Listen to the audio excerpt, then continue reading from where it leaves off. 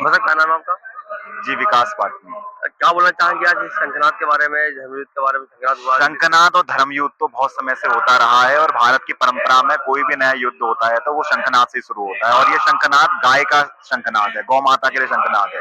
क्योंकि जगतगुरु शंकराचार्य महाभाग जी ने जो ये बात कही थी कि गाय को राज्य माता का सम्मान दो, उसके लिए 40 दिन का समय दिया था योगी आदित्यनाथ जी को, तो उन्होंने इसको नहीं किया है और सीधे तौर पर अपनी निरंकुशता दिखाई है कि हम तो नहीं करेंगे भैया, आप चाहे कितना कहते रह जाएं।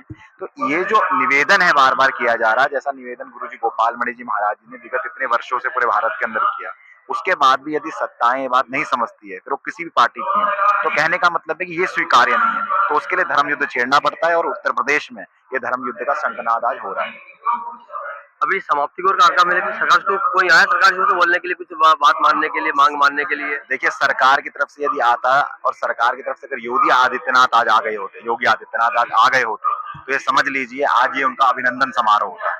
लेकिन चूंकि वो नहीं आए हैं तो ये अभिनंदन समारोह तो नहीं हो पाया, लेकिन ये पूरे गो भक्तों का अभिनंदन यहाँ जरूर शंकराचार्य जी से किया गया है। और ये तय किया गया है कि अब शंखनाद हो चुका है और वो शंखनाद ये तय करेगा कि जो गाय के लिए काम करेगा वही हमारा सगा है।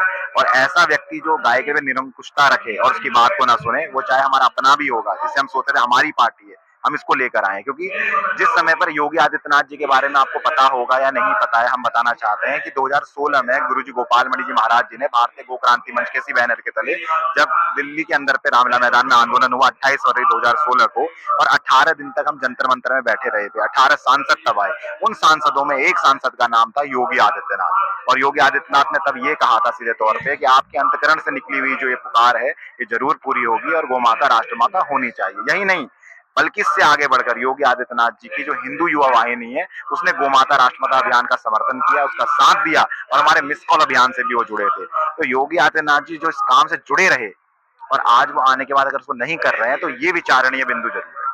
आज गाँव जाने की बात हो रही, गाँव जाएंगे आंदोलन, गाँव जाएगा वाला आंदोलन? गांव गांव जाएगा। और जैसे प्रारंभ में भी जैसे आपको पता है कि हमेशा से भारतीय गो क्रांति मंच के बैनर पर और गुरुजी गोपाल मणि जी महाराज जी की प्रेरणा से उन्होंने निरंतर पूरे भारत का प्रवास किया।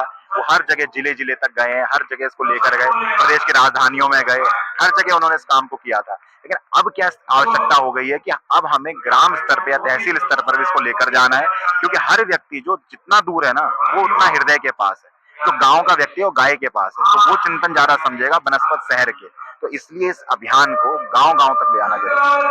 2016 की बात हुई तो आदित्यनाथ जी ने मन से ही कहा था कि आप हर प्रत्येक जिले में जाए, वहां सबको जगह इसको बाद गौ माता राष्ट्रमाता बना के हम। उन्होंने सीधे तौर पे ये कह दिया था कि भाई सीधी सी बात है, गाय को राष्ट्रमाता होना ही चाहिए, और चूंकि आपके अंतकरण से निकली हुई पुकार है तो ये काम जरूर होगा। उन्होंने विश्वास से कहा था और इसके एक साल सवा साल के अंदर पे वो सीएम बन गए थे। अब आप समझिए, गाय का आशीर्वाद उनको तो मिला ये बोलकर, लेकिन आज वो इसी उत्तर प्रदेश के सीएम है। और हमें बड़ी हैरानी होती है कि जिन आदित्यनाथ जी ने राष्ट्रमाता के मुद्दे का समर्थन कभी किया हो और वो आज इसमें मौन बैठे हो, और बल्कि इतना कुछ कहने के बाद भी शंकराचार्य जी के वो अगर आगे आके इसको नहीं कर रहे हैं तो वास्तव में ये विचारणीय नहीं, ये शर्मनाक भी हो जाता है। इस कार्यक्रम की परमिशन में इतने लेट क्यों? 26 बिंदु दिया गया है, इस पर नहीं बोलना, ये नहीं करना है। देखिए ऐसा है, शर्तें क्यों लगाई गई इस पर? शर्तें सीधे तौर पे वैसे तो सामान्यतः हर कार्यक्रम की शर्तें होती हैं, हर कार्यक्रम में शर्तें करते हैं, आयोजकों को कहा जाता है ये करें ये ना करें, पर इसकी शर्तें सामान्य शर्तें नहीं है। इसकी शर्तें बड़ी विशेष तरीके की हैं। जैसे आपने देखा कि कोविड का प्रोटोकॉल था, उसका पालन की क्या जरूरत है।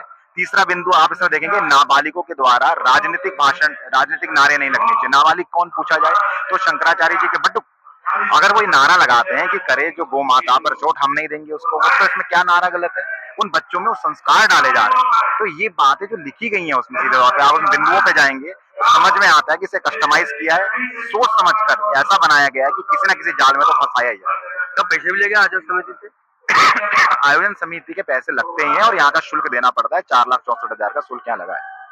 सबसे लिया जाता है? सबसे लिया जाता है, यही उनका कहना है।